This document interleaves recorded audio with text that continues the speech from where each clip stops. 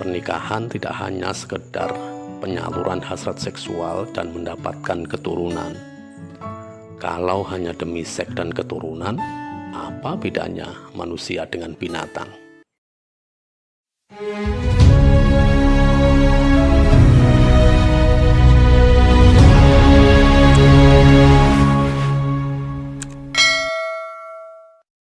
Assalamualaikum warahmatullahi wabarakatuh.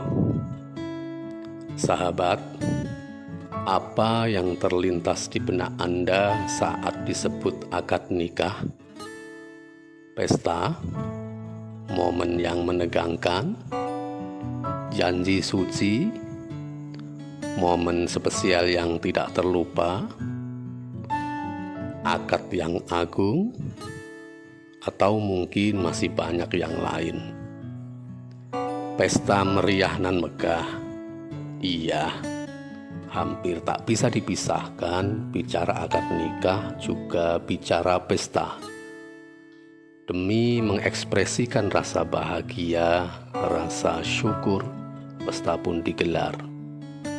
Tak ada yang salah dengan pesta, asal tetap dalam panduan agama. Para pengantin juga keluarga ingin berbagi bahagia dengan sanak kerabat, para sahabat dan orang-orang tercinta. Namun yang perlu disadari, sepanjang, semeriah dan semewah apapun sebuah pesta, tetap saja pesta itu ada akhirnya. Akad yang agung, ya, pernikahan merupakan peristiwa yang agung. Dua anak manusia mengucapkan janji suci, sepakat menjadi pasangan suami istri. Mereka menjalani sebuah akad atas nama Tuhan untuk saling berbagi suka dan duka, berbagi cinta dan kasih sayang, dan oleh akad nikah itu, seseorang yang sebelumnya tidak saling kenal pun berdampingan sebagai mitra istimewa, belahan jiwa dengan hak dan kewajibannya. Itu kenapa ada yang lebih penting dari sekedar menyelenggarakan pesta, yang lebih prinsip, yaitu membekali pasangan pengantin agar siap menjalani hari-hari panjangnya setelah menikah. Hari-hari panjang yang tidak mudah, yang akan penuh dengan ujian dan kesulitan. Ada 3 cara yang bisa diperjuangkan oleh dua sejoli ini agar keagungan pernikahan tetap bisa terjaga dan lestari. Yang pertama, mengawali nikah dengan niat ibadah. Nikah sebagai salah satu bentuk pengabdian kepada Tuhan. Nikah dengan niat ibadah itu akan menjadi fondasi yang kokoh bagi bangunan sebuah rumah tangga. Bila niatnya ibadah, pastinya ajaran-ajaran Tuhan yang digunakan sebagai pedoman dalam mengemudikan biduk rumah tangga. Dengan mengambil ajaran Tuhan atau agama sebagai pedoman, seseorang akan menemukan solusi dari beragam persoalan yang dihadapinya. Masalah kehidupan, termasuk kehidupan berumah tangga, boleh dibilang dapat dipilah menjadi 2, kenikmatan dan penderitaan.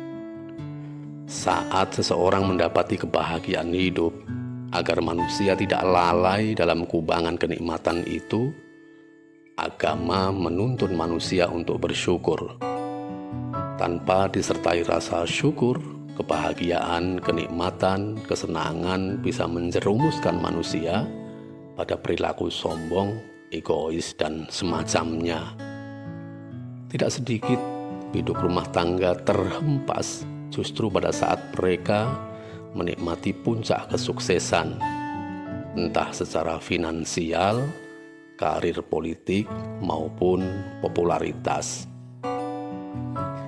Saat seseorang mendapati penderitaan, kesusahan, hal-hal yang tidak mengenakan dalam hidup, agama menuntun untuk bisa berlaku sabar. Hanya kesabaran yang bisa membuat manusia arif menyikapi penderitaan, sembari mencari hikmah yang mungkin tersembunyi di dalamnya. Dengan kesabaran, manusia diselamatkan dari sikap emosional yang berlebihan yang sering menambah runyam persoalan.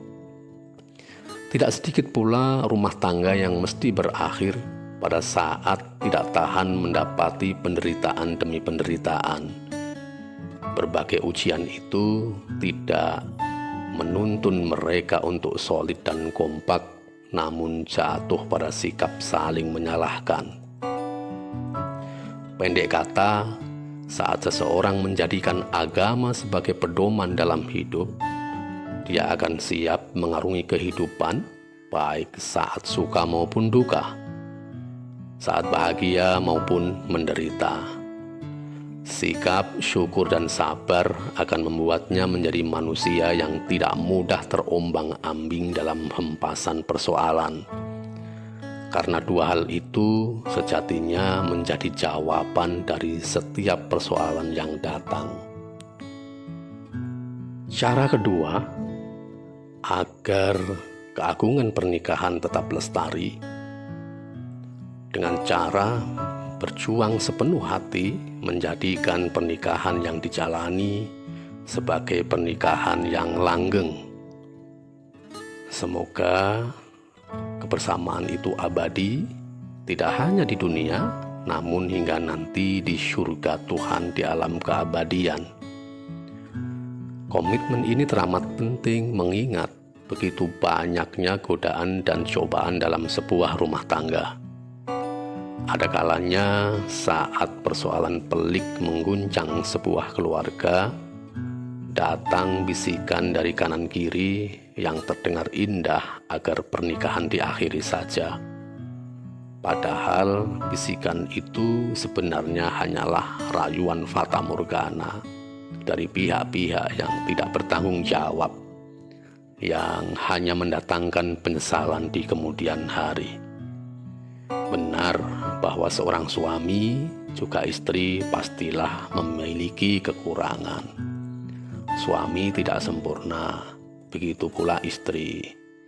Justru karena sama-sama tidak sempurna, mereka dipersatukan untuk saling melengkapi. Tentu tidak adil seseorang yang banyak kekurangan menuntut pasangan yang sempurna. Kekurangan, ketidaksempurnaan bukan alasan untuk meninggalkannya. Kekurangan pasangan mestinya menjadi lahan amal soleh, lahan amal untuk menuai kebaikan demi kebaikan. Bila kesadaran ini sudah terpatri dalam diri setiap pasangan, lambat laun keluarga atau pasangan itu tentu akan bertambah kebaikannya dari waktu ke waktu. Cara ketiga, agar keagungan pernikahan tetap terjaga, yaitu meneguhkan niat menjadikan pernikahan sebagai basis perjuangan. Basis perjuangan untuk menebar kemanfaatan pada sesama. Pernikahan tidak hanya sekedar penyaluran hasrat seksual dan mendapatkan keturunan. Kalau hanya demi seks dan keturunan, apa bedanya manusia dengan binatang?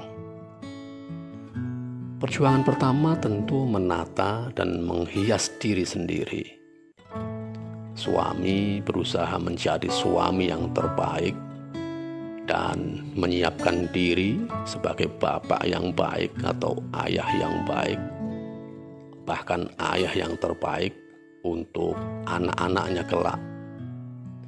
Seorang istri berusaha menjadi istri yang terbaik dan belajar memantaskan diri menjadi ibu yang terbaik. Bila dua sejoli ini telah beres urusan-urusan domestiknya, barulah kemudian melanjutkan perjuangan ke ranah yang lebih luas, ranah publik pada sesama. Janganlah berjuang di luar rumah, namun kondisi internal keluarga sendiri masih belum siap dan belum layak. Jangan mengajak-ajak orang lain sementara diri sendiri belum siap, belum menyambut ajakan-ajakan kebaikan itu. Janganlah hanya omong doang. Dalam bahasa Jawa biasa disebut dengan istilah jarkoni. Iso ujar, ning gak iso nglakoni. Bisa ngomong tapi gak bisa ngejalanin. Tentu suatu ketika hal begitu bisa menjadi bumerang. Walhasil, bagi Anda yang baru berencana menikah, siapkan niat-niat mulia itu. Sedang bagi Anda yang saat ini sedang berjuang keras menegakkan marwah keluarga, rawatlah niat-niat mulia yang sama dengan terus bersinergi dengan anggota keluarga yang lain. Tidak mudah memang menjadi pejuang-pejuang keluarga, tapi percayalah selalu ada jalan bagi mereka yang sungguh-sungguh berikhtiar. Pertolongan Tuhan sebenarnya dekat. Yakinlah pertolongan itu akan datang pada saat yang tepat. Tetap happy, tetap tersenyum, jangan lupa bahagia. Wassalamualaikum warahmatullahi wabarakatuh.